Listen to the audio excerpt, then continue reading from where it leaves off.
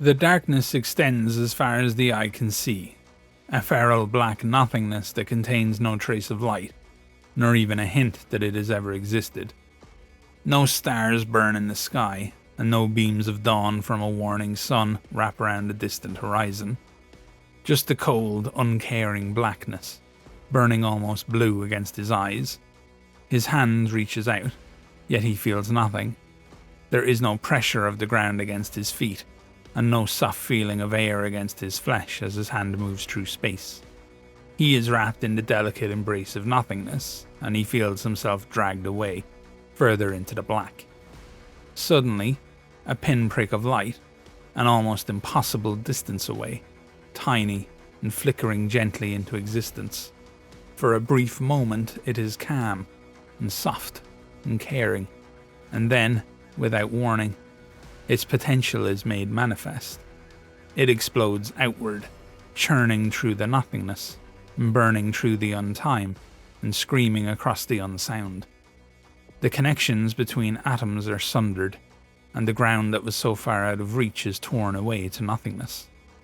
The light of destruction gleefully dances ahead of this flame, a tender kiss to warn of the horrifying forces that follow.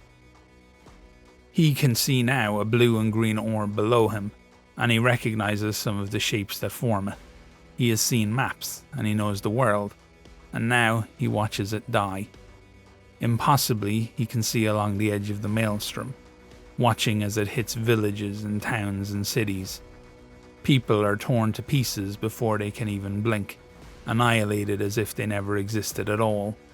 Every building is toppled, and every stone and brick is turned to dust, and all the works of man and any sign of his creation are reduced to nothing. The center of the storm, burning so bright that he wants to look away, begins to grow a pale shadow, and he can see a shape forming deep within. He has seen this thing before, high above him instead of below, and he can once again feel the new form lurking beneath his flesh, calling to him and inviting him to change. As the storm grows, so too does the shape, and the larva, the edges of the two meeting along a shared violent probability. He can feel this zygotic god probe the edges, but be violently dragged back by the forces that exist there. He can hear the chittering sounds of the things that are not here, see their sickening dance through the sands of their own molted forms. He can feel their hatred, and he is witness to what they seek to endure. And suddenly, excruciatingly, he feels the formation of a giant eye within the larva, and it turns its focus on him, and he screams. Anton awoke from the dream with a start, the cold confines of the Aegis rattling around him as it barreled through the pale dawn. It had been some time since he left New Antioch on his last mission, maybe 9 months since he had been brought back by the Rough and Readies after their brutal battle in the ghostly bunker. They had made the entire journey home in silence, nobody in the squad speaking to him, and then they had escorted him straight to the prison when they arrived. Schroll waited until he had been handed over to the church guards and then had turned and left without saying a word. And that was the last time Anton had seen him until 8 days ago. His first night in the cell, he was sure he was dead. He struggled to keep calm, relying on prayer to steady his thoughts. He had known something had occurred with the relic, but he couldn't remember anything, and it had fallen away from him, shed like a snake sheds its skin. He hadn't had time to process what Schroll had told him on the journey back to New Antioch. How had Anton known any of the information Schroll claimed he had told the Synod? How was he able to sense the artifacts, to find them when others couldn't? He had tried to talk to the rest of the squad, but nobody would speak to him, and eventually Burke had reached out, placing a massive hand upon his shoulder, and told him to be quiet, or Burke would quieten him. Anton had been afraid before, but never of another member of the forces of New Antioch, not like that. Burke hadn't raised his voice, but the threat carried such certainty that Anton knew he'd never make it out of the Aegis if he opened his mouth again. So he had stayed quiet, until the squad handed him off and the real nightmare began. Every day of his confinement he was visited by the same witch-burner that he had first met with Thrall in the freezing cold room deep below the Duke's palace. The man sat and watched him, occasionally asking questions in his soft voice. Anton couldn't answer most of them.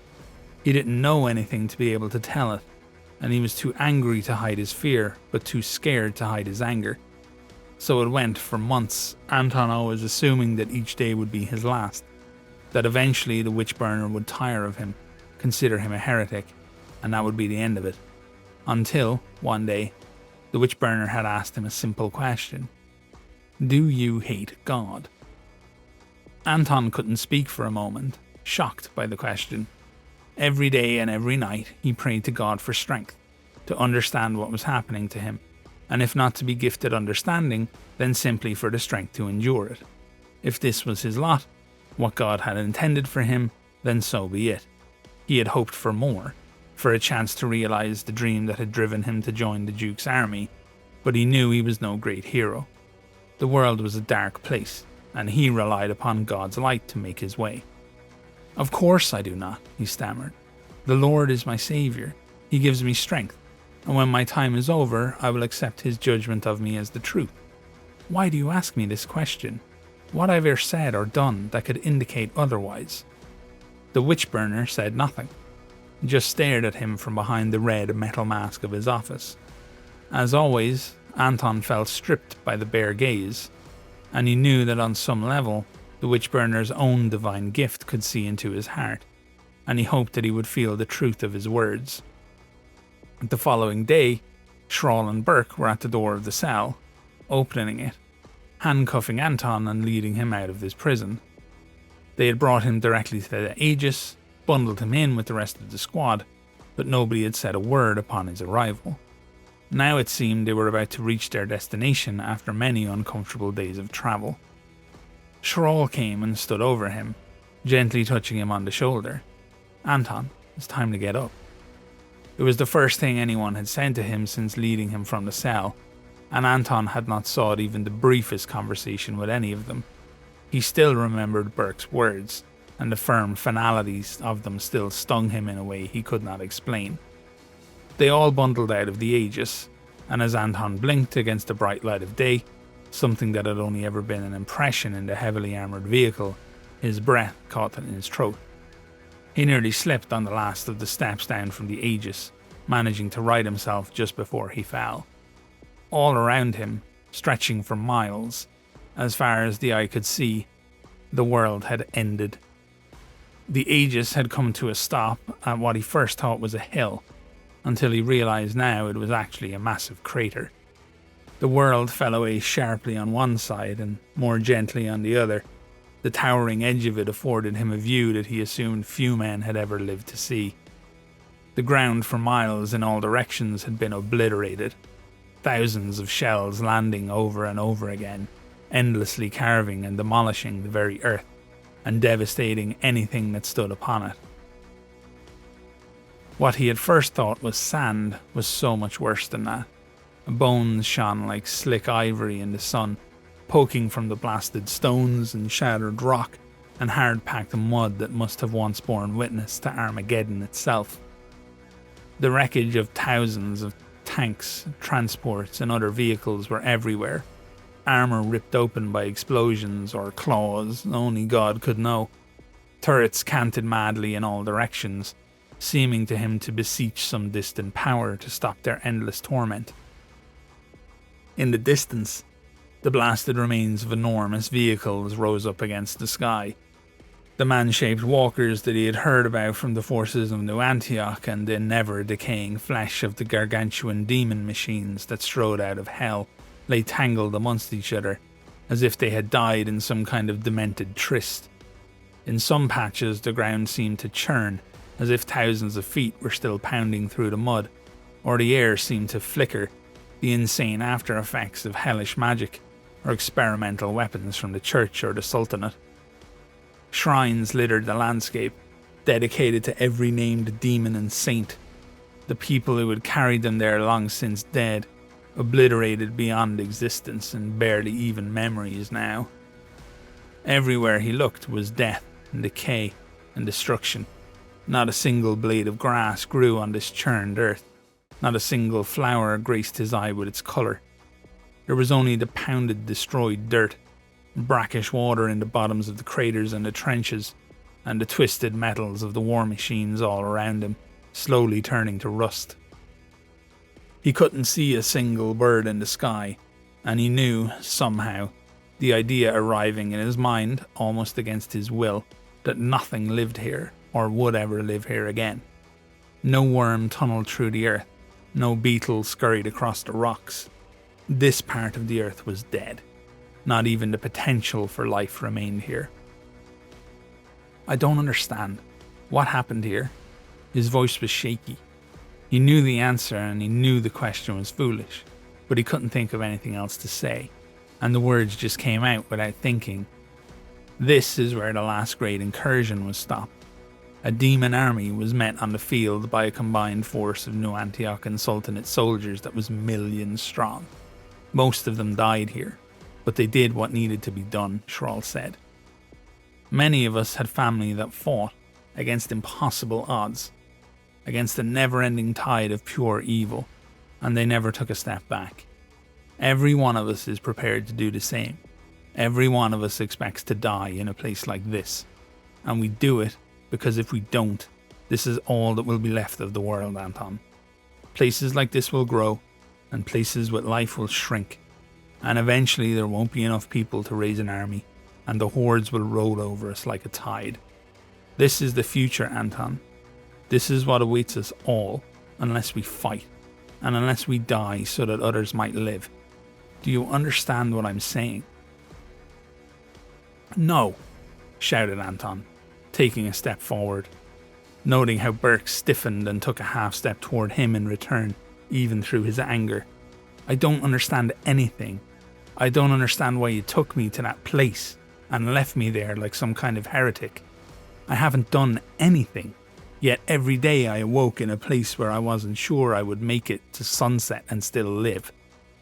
The tension crackled in the air, and the rest of the squad looked on. People didn't talk to Shrall like this. It just wasn't done, but there seemed to be some kind of understanding between them all. Glint, Burke, Ursula, Leclerc, Shrall, they all knew something that Anton didn't. He was on the outside, looking in. Anton, what's your surname? Shrall asked the question softly, but it stopped Anton in his tracks, his anger deserting him. Only cold shock and humiliating certainty burning within him now. They knew. Not the name your mother was given by the church for you. What was your surname when you were first baptized? Anton slowly looked from face to face, the stone expressions of the rough and readies confirming that they all knew, the secret that nobody was supposed to know. After all this time, endless years of fear that someone would discover the truth. Mercer. My name was Anton Mercer, but it was changed, and nobody was supposed to know that. The church changed it for you, Anton, and when you touched the relic and involved the deeper levels of that power structure, it was discovered just who you were. Not just some unlucky yeoman, not just an average soldier who had been exposed to an artifact, but the Mad Priest's son. The Mad Priest. Anton has heard the name, but never directed at him like that.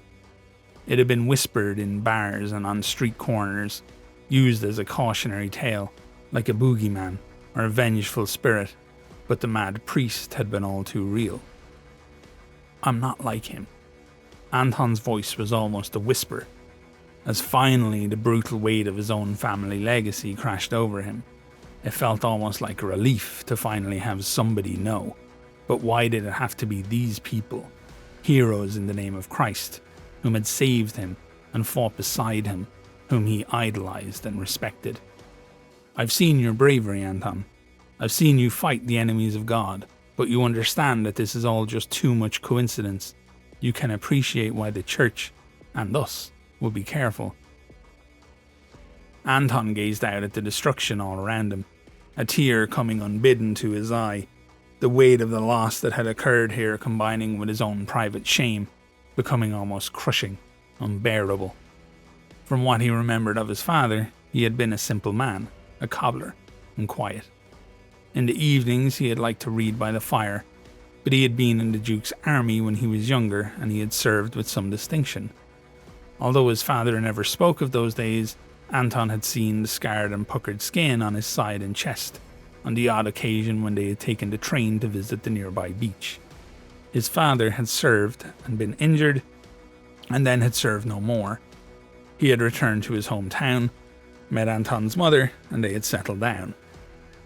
And so it had been until Anton was 7 years old, and his father had heard the call. One day, all had been normal, and the next, his usual quiet and reserved father spoke of a blinding light in the sky, of the faithful and the unfaithful alike being burned away to ash. An army of angels was to descend upon the earth to seal the gates of heaven, because man was too weak to do it himself, and all would be lost. The price of divine intervention would be a final judgment, and all would be damned. His mother had begged his father to stop, but he had ranted and raved, and for the first time in his life, Anton had been afraid of his father. The next day he was gone, off to join a pilgrimage. His old footlocker, which Anton had never seen unlocked, left wide open. Inside, his discarded uniform and medals from his service with New Antioch, old photos of smiling soldiers that Anton had never met. But missing were the weapons, and the field issue Bible. And that had been the last that he had heard of his father until 4 years later, when the men came. They had arrived at night, torches burning, screaming outside the house. His father had become a cleric and formed his own band of pilgrims, and he had fought a bloody swatch across the no man's land. Mercer, the merciless.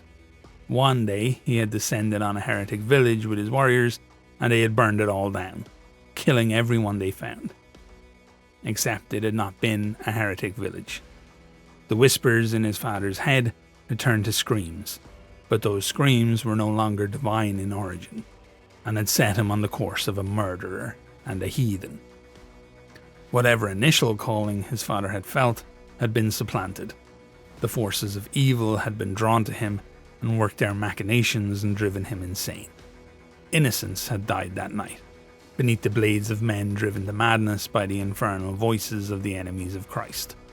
Men, women, children, all slaughtered in the streets, their homes burned, their village reduced to wreckage and flames. Emboldened by their misplaced righteousness, they had moved to the next town, intent on finding more people that they considered heretics. But a garrison of troops was stationed there. Seeing only enemies all around, his father had led his followers against them, and all his people were killed, and he was taken prisoner. Returned to New Antioch, he had stood trial for his crimes. He was quickly found guilty and hung that very day, and his father's name, Anton Mercer, had been cursed. The mad priest, the demon cleric, he had cursed all around him even as the noose was placed around his neck, convinced that he served only God and had done only good. He had died not even knowing that it was damnation that was waiting for him. When word reached the town, they had come for him and his mother, demanding that they submit to the same judgment as his father. Even here, among the ghosts of the dead, he could hear the baying of the crowd as they prepared a rope for his mother, the woman who had bedded the mad priest. Only the sheriff and his men had saved them, driving the crowd away and sending them off into the night with the local priest. Everywhere they went, the local authority wanted nothing to do with them, and the complexity that they brought with them, and eventually they arrived at the only place it would be deemed possible to decide what to do with them: New Antioch. The place where his father had died would decide his fate. Just a scared child, Anton wasn't sure what he had expected. More fear, more recrimination. Instead, they had found kindness. A new name, a new life. They were sent to a small village to the north of New Antioch with new hope and a new history. He remembered the day he had placed his hand upon a Bible and had sworn his childish oath to never reveal the truth of who he was, the mad priest's son. He had returned to New Antioch 5 years later to sign up for the army, and had been there ever since. Training, then spending time with the 14th Battalion, before ending up in the Rough and Readies after his scout squad was wiped out. And now he was here, and the truth was out. And he had been brought straight from a cell to the most damned place on earth he had ever seen. "I'm not like him," he said again, not sure what else to say. Thrall walked up and stood beside him. "I know, Anton.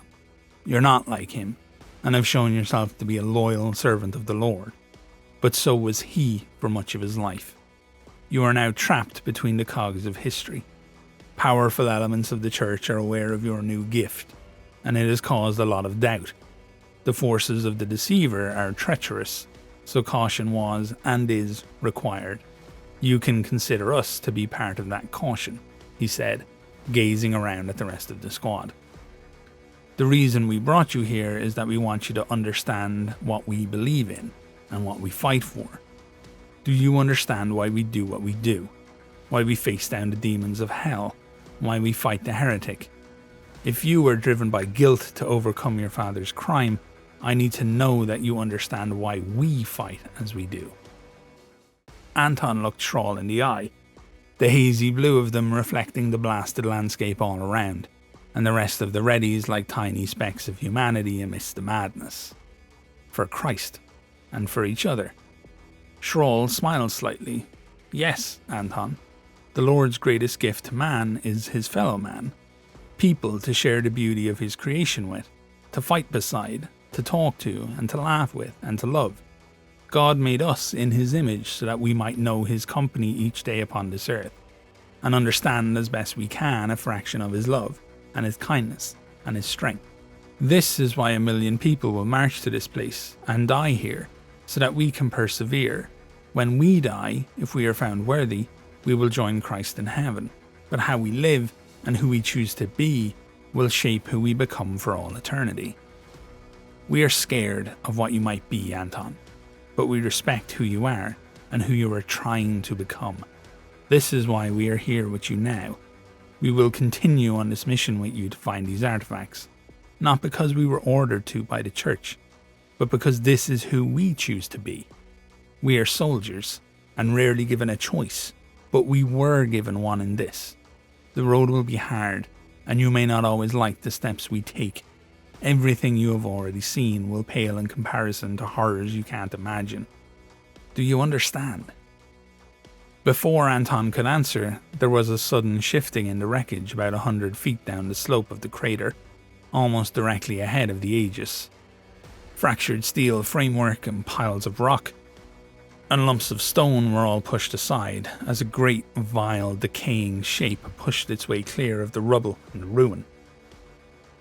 The smell that accompanied it was like nothing he had ever experienced before, and it hit him like a physical wave, nausea rising up and bile burning his throat. As it slowly pulled itself clear of the temporary sarcophagus of destroyed metal that had contained it, Anton lost count of the number of limbs that it possessed. 2 huge, thick arms spilled from its sides, but they split at what could only be considered an elbow, and ran into smaller limbs, each one holding a rusted weapon of one sort or another. Rifles, pistols, axes, swords, they all spilled forth from hands that had been fused to the rusty surface of the metal, a sickly viscous goo seeming to pour from them, spilling to the earth. The body was a massive mockery of the human form, a grossly thick chest, seemingly built from shards of bone and slabs of decaying muscle. Snake-like guts were visible through the terribly distended and see-through flesh of its stomach, and huge fat legs kept the whole disgusting mess aloft, although each one ended in dozens of feet, once more melded together into a great singular mass. The monstrous form was covered in seemingly random shards of metal, as if the flesh had somehow grown around them, acting as armoured plates. Most disgusting of all was the top of the beast. Necks sprouted from it like mushrooms, each one bearing an individual head. The flesh of them had partially decayed away, exposing rotten teeth and cheekbones. The eyes were yellowed, rolling madly in their sockets. Each head gurned and mumbled to itself, disgusting bloated tongues failing to form anything that could be considered an understandable word. Such small blessings were to be considered a gift, as Anton shuddered at the thought of what such things might be saying. As he watched, he heard the massive retort of a gully pistol to his side, and one of the heads seemed to cave in slightly in the front, the back exploding outward as the massive bullet from Schrahl's firearm made mincemeat of it. As Anton watched, it slowly started to stitch itself back together. The blood, brain and bone that had made it whole seeming to sink into the rancid semi-translucent skin of the creature. "Let's go, now," shouted Schrahl, right as Burke unleashed a grenade from his launcher. The acrid smell of the burning propellant doing something to hide the hideous stench from the creature. The grenade connected with its massive bulbous stomach, exploding into shrapnel that tore the flesh apart, rending a deep, disgusting hole in the monster's innards. Long, serpent-like entrails spilled out of the hole and splashed down onto the ground with a sick, wet, slopping sound, but the injury might as well have been a scratch to the beast. It took a shambling, awkward step forward, stepping on its own intestines and ripping more of them out. But Anton was horrified to see that where it stood on its own innards, it was already absorbing them back into itself, the flesh of its digestive organs becoming one with its leg. All around it, slowly seeping across the ground like slugs, lumps of tissue that had been blown off the creature by the shrapnel were oozing back toward it, desperate to once again find a home with their corpulent master. Anton struggled to make sense of what was going on, but the rest of the squad was already moving, falling back, and firing as they did so. He reached for his own pistol before remembering he didn't have any weapons on him, so all he could do was run towards the Aegis some 40 feet away. He could feel the earth tremble as the sheer weight of the monstrosity tried to make its way up from the crater, but it seemed to lose patience, or manage to comprehend with its decaying brains that they were attempting to escape. It opened fire in wild, spraying shots, and Anton dived to the earth as a spray of fire passed nearby, pinging off the signs of the war wagon ahead. He heard Burke grunt off to his right, but had no time to check if the big man was okay. Ursula stepped back toward the beast, throwing a satchel at it, then grabbing Anton and pulling him past the lip of the crater before dragging them both to the ground. "Down!" she screamed, and the entire squad hit the deck as if their strings had been cut. Behind them, a violent crack, the compression from the explosion knocking Anton silly, deafening him instantly and causing his head to ache from the monstrous pressure. He was pulled to his feet and had time to look back and see the creature desperately trying to lumber forward on a leg that had been practically severed, but already the discarded flesh that had been blasted from it was crawling back into place. The stench was appalling now, the creature being ripped open causing the foulness inside to assault their senses with renewed potency. Anton would have preferred if the thing was screaming, but instead all he could hear was the dull slopping and slushing of fluids and flesh, running together again as if somehow stitched back into whatever form it deemed its own, just out of view. The squad made it to the Aegis and bundled themselves inside, Ursula heading straight for the driver's seat while Burke went for the side-mounted machine gun. Glint made his way to the back of the vehicle, popping the hatch and climbing up to the turret-mounted twin-linked machine guns there. They were previously attached to an aircraft, but had been liberated for the Aegis by Ursula and Burke. The massive armoured transport lurched into motion, the huge diesel engines firing up, and the rear tracks digging hard into the mud of the battlefield and pushing it forward, speeding up slowly and driving it away from the abomination that was chasing them. Burke and Glint waited to get a clear angle, then unleashed as many rounds as they could into it. Enough rounds to cut 10 men in half hammered home into the monster in seconds, punching through the skin and flesh of its chest and shoulders and arms. Some of the heads exploded, utterly obliterated by the sheer volume of fire that impacted with it, but it didn't slow down. It just kept the same shuffling gait, as if it could possibly hope to catch up with the Aegis. Burke and Glint both stopped firing, aware that doing so was pointless, and the only thing that would have dealt with the amalgam was massed fire and explosives until the infernal forces that kept it alive had somehow been exhausted and had stopped flowing back together. The Aegis barreled on, and everyone collapsed in on themselves, the adrenaline that had kicked in at the creature's appearance betraying them, leaving limbs weak and heart rates too high. Leclerc grabbed her kit bag and made her way to Burke, who had been hit in the shoulder by a bullet. She deftly dug it out of his flesh with practiced ease, disinfecting the wound, stitching it up and bandaging it in minutes. After that, everyone sat, once again silent, allowing the memories of the creature to fade away. Had they been further from the Aegis, or the beast closer to them, who knows if they'd have made it out of there in time. Occasionally, Anton felt the eyes of various squad members on him, the conversation between him and Schrahl once again unfinished. But Anton now knew what had tormented him all those nights in his cell, back in New Antioch. They thought there was something wrong with him, and would treat him and such. Being in his presence was a risk worth taking if it helped the fight against hell. He thought back to all the strange and unexplainable dreams he had been having and decided that they were right. There was something wrong with him. Despite that, they were willing to stand by his side while they all carried out whatever inexplicable missions the church decided to give them. That had to count for something.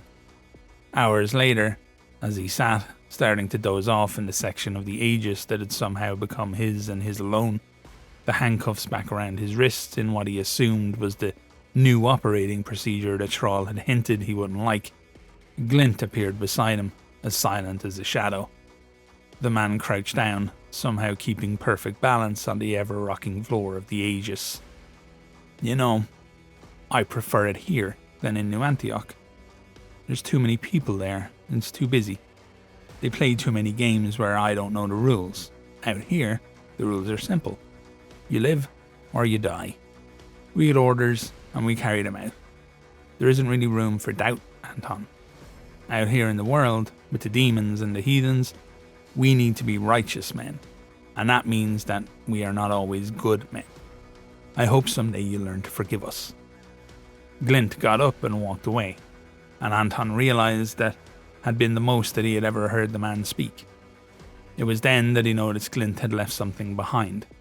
The supple leather of the bindings on the front and back had worn away from constantly being held, and the pages were slightly browned along the edges from dust and grime, the corners dog-eared, and Anton wasn't sure if he had ever seen Glint without this book on his person.